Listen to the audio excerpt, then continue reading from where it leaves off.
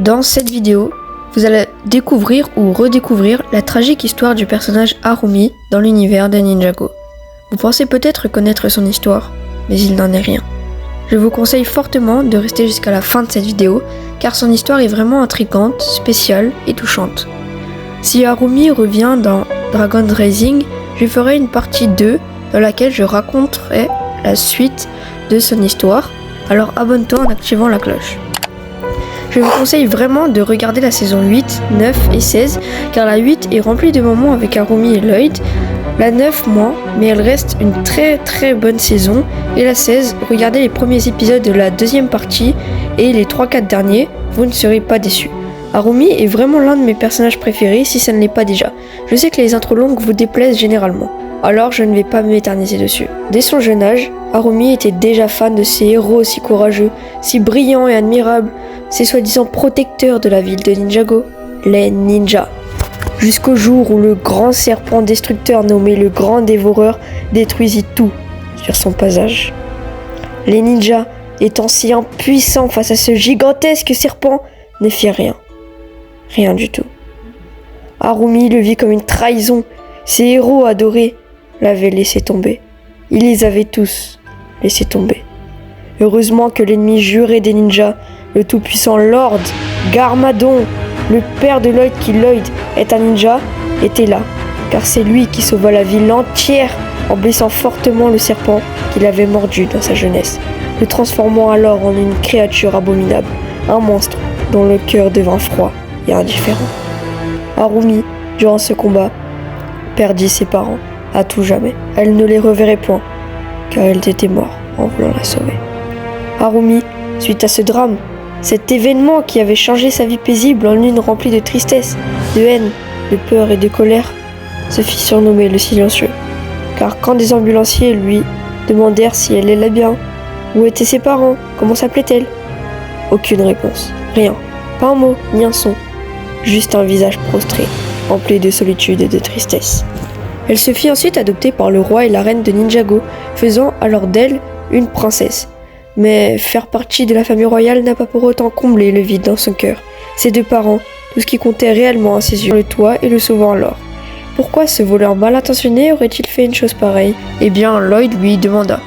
Ce soi-disant voleur enleva sa capuche, et avec grand étonnement, Lloyd découvrit que ce n'était ni d'autre qu'Harumi. Il lui demanda alors qui y avait-il dans le sac, et elle lui répondit que ce n'était que de la nourriture pour la donner aux pauvres. Lloyd et Harumi partirent alors les nourrir et commencèrent à discuter. Au bout d'un moment, ils eurent un eye contact et arrêtèrent de se vouvoyer mais se tutoyèrent. Tous les deux commencèrent à se rapprocher de plus en plus. Mais jusqu'à où ? Ils se firent surprendre par un conseiller du roi et rentrèrent alors au palais.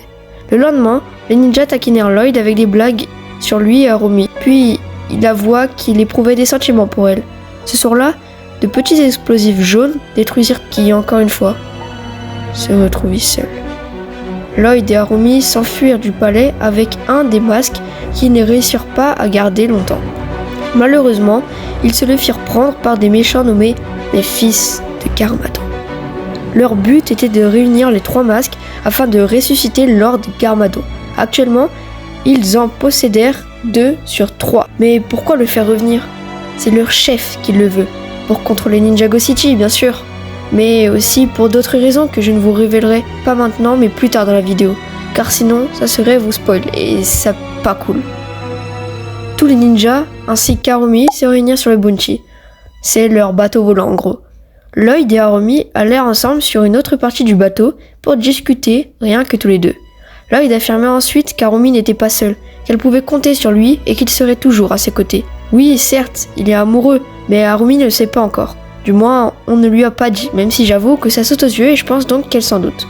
Harumi lui répondit alors qu'elle n'ose même pas imaginer ce qui passe par la tête de Lloyd. Les fils de Garmadon veulent quand même ressusciter son père, mais ce ne sera plus celui qu'il a connu. Lui sera sans scrupules, sans pitié, encore plus indifférent qu'avant, et son seul but sera de détruire son fils et de dominer Ninjago. Oui, j'aimerais pas être à sa place. Harumi continua ensuite en disant que lui non plus n'est pas seul. Elle posa une main sur l'épaule de Lloyd et elle lui dit qu'elle aussi sera toujours à ses côtés. Ils ont alors un deuxième eye contact. Ils s'approchent tous les deux, sont sur le point de s'embrasser quand soudain, Lloyd s'en nie car il était très gêné. Même s'il aime Harumi, il n'a jamais fait cela auparavant et ne sait donc pas comment s'y prendre. Rassurez-vous, Harumi ne le prit pas mal, au contraire, elle sourit et comprit totalement Lloyd. Attendez, il y a un truc qui va pas là, non? Au début, je vous ai dit qu'Harumi détestait les ninjas car il n'avait pas pu sauver ses parents. Puis là, elle est sur le point d'embrasser Lloyd. Il y a un truc qui va pas là. Eh bien, à ce moment-là, je me suis dit qu'elle détestait les ninjas, mais avait finalement eu un lien particulier avec Lloyd. Elle a appris à le connaître, certes, en l'espace de quelques jours, mais c'est déjà ça, et Lloyd lui plut finalement. Il y a plein d'autres trucs qui vont nous le montrer juste après. Bref, le Bounty s'approcha d'une tempête et un robot maléfique arriva sur le Bounty et corromput une équipière des ninjas. Lloyd allait se faire trancher par le robot, mais Harumi prit une épée et le sauva. Encore une preuve de leur amour? Non, c'est juste normal de sauver quelqu'un. Le robot prit alors Harumi dans son armure et il s'éjecta de celle-ci. L'armure tomba dans le vide. Alors Lloyd n'hésita pas une seule seconde et sauta pour venir au secours d'Harumi. Il la laissa dans l'armure pour amortir ses dégâts de chute et lui prit une carte pour s'en servir comme parachute. Effectivement, c'est un dessin animé. Avant qu'il ne saute de l'armure, Harumi lui dit qu'elle avait besoin de lui. Lloyd lui dit alors qu'elle ne devait pas s'inquiéter pour lui et que tout irait bien. L'atterrissage fit mal à Harumi, mais beaucoup plus à Lloyd, qui eut d'ailleurs le bras cassé. Ils se retrouvèrent alors, et Harumi fit comme un bandage avec Lloyd avec la carte pour le soulager. Elle lui demanda si ça allait mieux, et il lui répondit « Merci, c'était agréable. Non, je veux dire que ça fait du bien. Enfin, non, le bandage. » Bref, il bégaye parce qu'il veut la remercier de lui avoir fait le bandage, mais elle lui avoue plutôt ses pensées, en lui disant que c'était agréable et plusieurs d'autres mots qui nous prouvent clairement qu'il la kiffe. Les autres ninjas s'écrasèrent à cause d'un réacteur qui lâcha, mais ne moururent pas et le robot est redevenu gentil.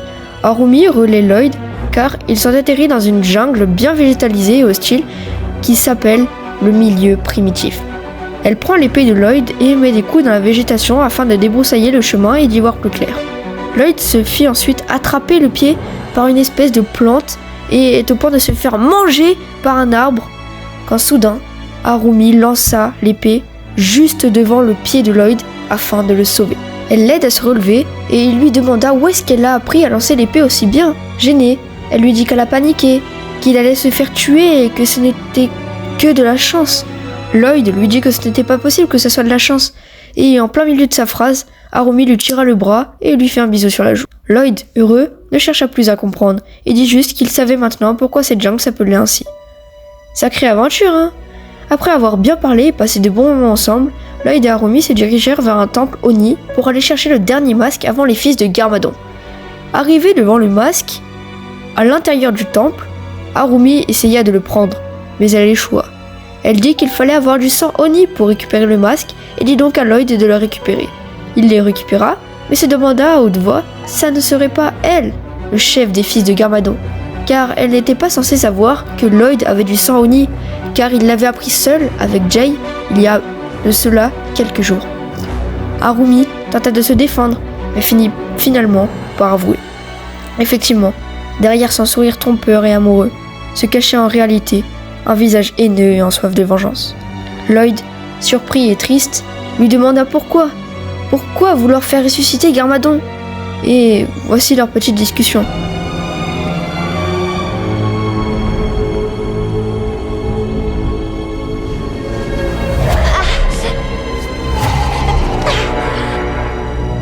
Seul quelqu'un qui a du sang Oni peut prendre le masque.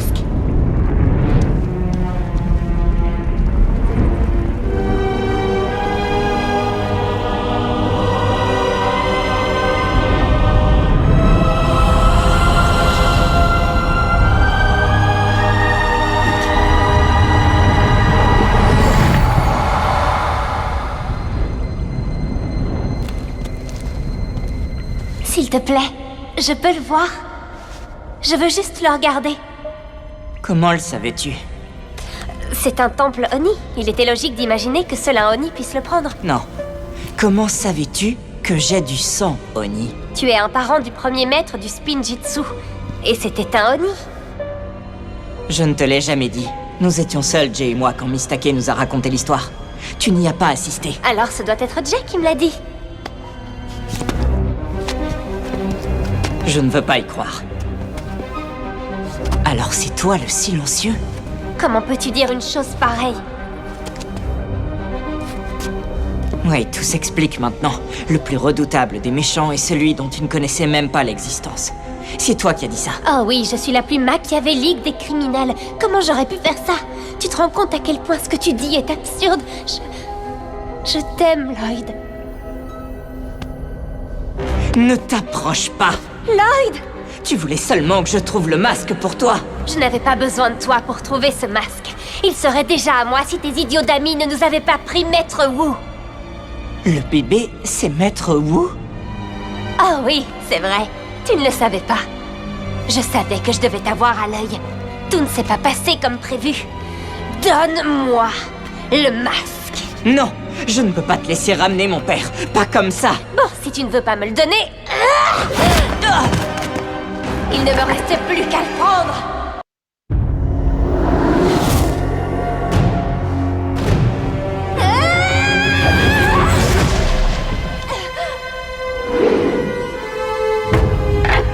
Pourquoi?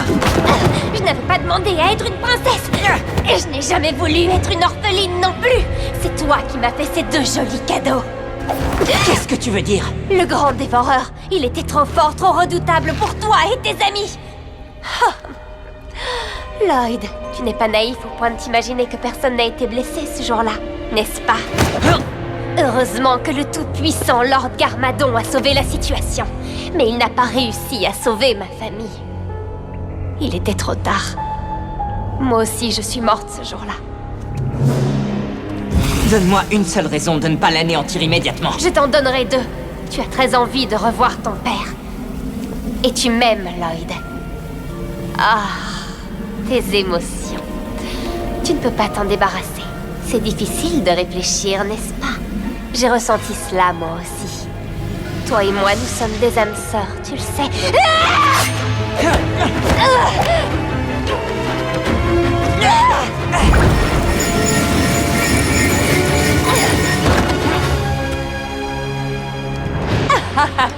Tu as piraté les ordis du vaisseau. Tu as causé le crash. Un risque calculé. Tes amis s'approchaient dangereusement de la vérité. Je ne pouvais pas les laisser m'arrêter.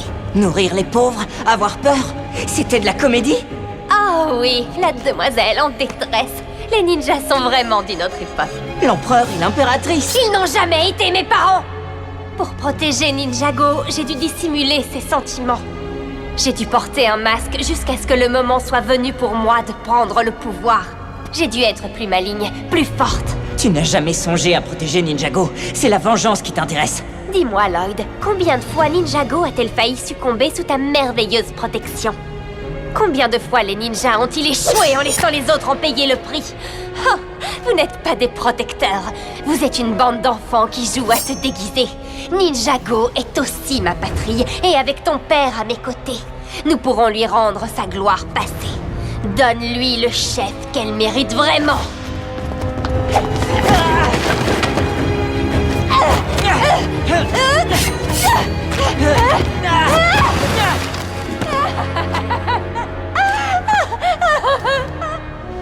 Dis-lui au revoir, Harumi.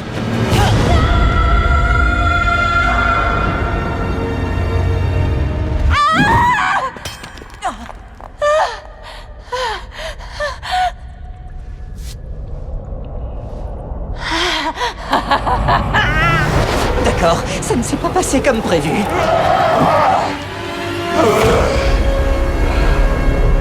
Ce ne sera pas un combat loyal, Lloyd. Qu'est-ce que le masque t'a fait? Le masque de la haine. Un goût d'invincibilité. Dommage pour toi.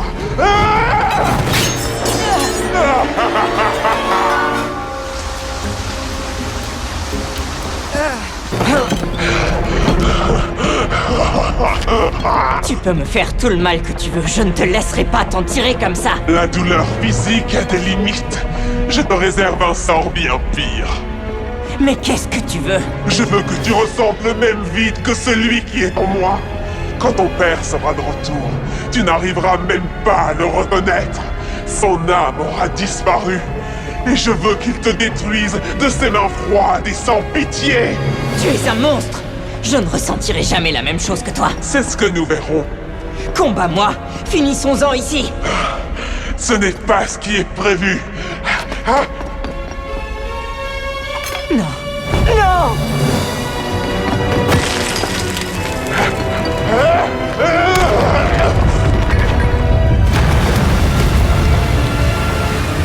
Où est Nia quand on a besoin d'elle?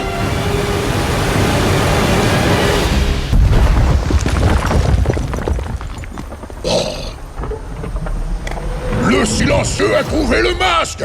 Ils sont à nous tous les trois! Je crois qu'une certaine cérémonie nous attend. Au vaisseau. Harumi ressuscita Lord Garmadon, malgré que les ninjas tentèrent de l'en empêcher, et régna durant une bonne partie de la saison 9 avec Garmadon sur Ninjago. Tout ce que je vous ai raconté faisait partie de la saison 8, mais cela de la 9. Durant que plusieurs immeubles s'écroulèrent dans Ninjago City à cause de Lord Garmadon, Harumi voulut s'enfuir, mais elle vit une famille dans la même situation qu'elle dans son enfance. Elle ne pouvait pas laisser une autre famille être détruite comme la sienne l'avait été, alors elle la sauva, mais ne réussit pas à se sauver elle-même, ce qui causa sa triste mort. Elle dut alors planter un cristal tel une graine dans la terre, dans le temple Oni, où elle eut révélé son vrai visage à Lloyd pour la première fois. En allant dans ce temple, elle eut un flashback d'elle et Lloyd, ce qui la dérangea, car c'était au moment où elle avait avoué à Lloyd qu'elle était du côté obscur de la force. Et je vous l'ai dit, je suis sûre qu'elle est amoureuse de Lloyd, car je vous ai résumé son histoire. Mais quand on regarde les saisons en entier, ça se voit clairement qu'elle l'aime. En plantant le cristal, elle se rendit compte que le mec qui l'avait fait sortir du royaume des âmes perdues était l'Overlord, le roi des cristals, le seigneur de la destruction, le maître d'or, comme vous préférez. Elle lui dit alors qu'elle ne pouvait pas travailler pour lui, qu'il allait encore tout détruire. L'Overlord lui expliqua que c'était l'éternelle bataille entre l'obscurité et la lumière. Pour avoir une véritable paix, il fallait qu'un côté de la balance gagne, et dit qu'il y aura la paix dans les ténèbres s'ils battent la lumière. En soi, il n'a pas totalement tort et Harumi décida donc de l'écouter. Elle dut construire une armée en pierre-vange sous les ordres de son maître, car il veut que la faiblesse de ses ennemis soit sa force. La pierre-vange est très dure à obtenir. Elle fit donc de nombreuses recherches jusqu'à trouver un filon quasi inépuisable dans le royaume de Shintaro. Mais le roi Vangelis invita les ninjas et cela a tout compromis. La soi-disant cité parfaite de Shintaro survivait grâce à l'argent qu'Harumi versait contre ce marché noir de pierre-vange. Vangelis fut évidemment vaincu, mettant ainsi fin à l'exploitation des mines de pierre-vange. Et tout ça par la faute de ces maudits ninjas!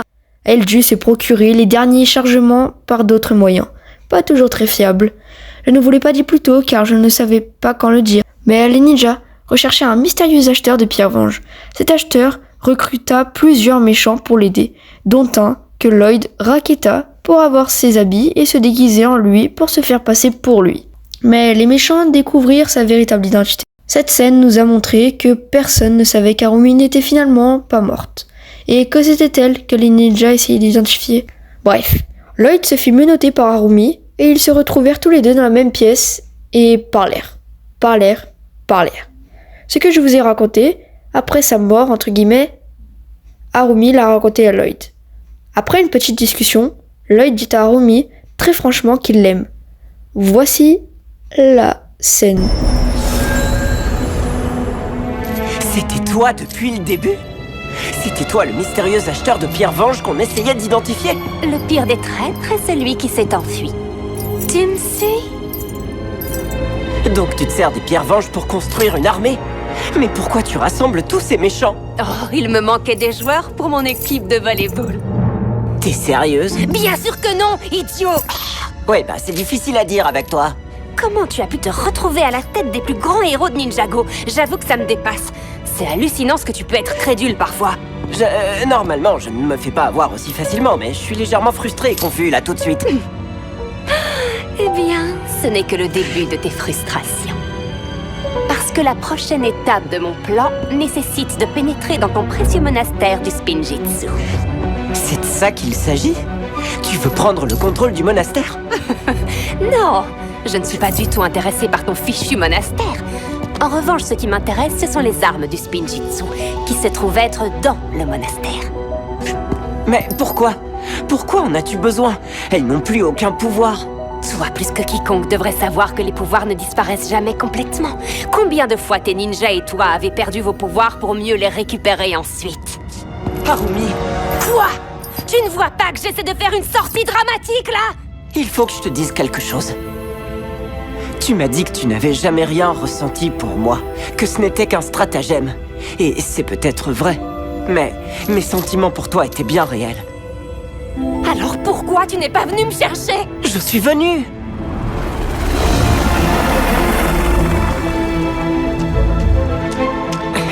Harumi! Harumi!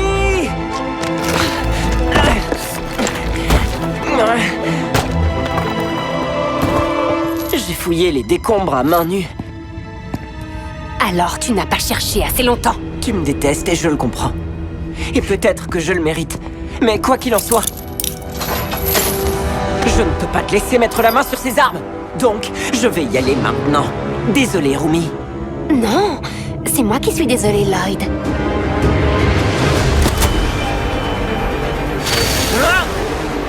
Mes pouvoirs? Avec autant de pierres venges autour de toi, tes pouvoirs ne te sont d'aucune utilité, Lloyd. Tu ne peux rien faire pour empêcher l'avènement du roi de cristal. Et Ninjago vivra enfin en paix, dans l'obscurité de son règne. Voilà, vous avez vu la scène, j'ai rien d'autre à dire dessus. Ensuite, Lloyd se fit enchaîner et Harumi tua tous les ninjas et Maître Wu ainsi que Pixel. Enfin, ils étaient vivants mais devaient normalement être morts. Harumi ne savait pas qu'ils étaient toujours en vie, alors elle dit à Lloyd qu'il peut laisser sa souffrance envahir son cœur et le détruire, ou la laisser l'endurcir et lui donner encore plus de force, comme elle l'a fait pour elle. Il arriva à se libérer. What is it, Alliant One? Lloyd doesn't have to be destroyed. Let me try to convince him, to reason with him. That time. Wants me to destroy you, but I'm giving you another chance. Join us. Join me. If you think... Lloyd, don't!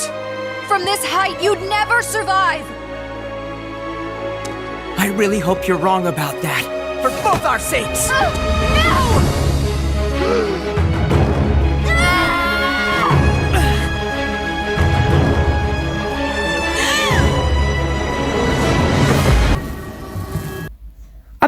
Si ses parents étaient morts.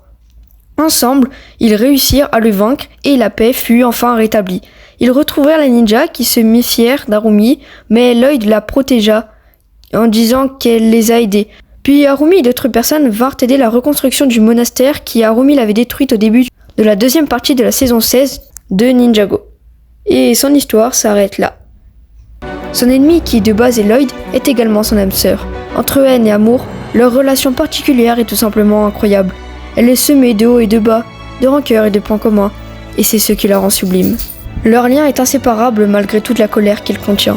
Tous deux ont un rôle qui leur a été attribué sans qu'ils ne puissent le choisir. Tous deux ont une histoire tragique concernant leurs parents. Tous deux ont un vide dans leur cœur qui s'est un peu plus comblé lorsqu'ils se sont rencontrés. Tous deux ont une attirance l'un vers l'autre sans qu'ils ne puissent l'expliquer. Séparés, ils souffrent en abondance. Ensemble, ils se comblent avec aisance.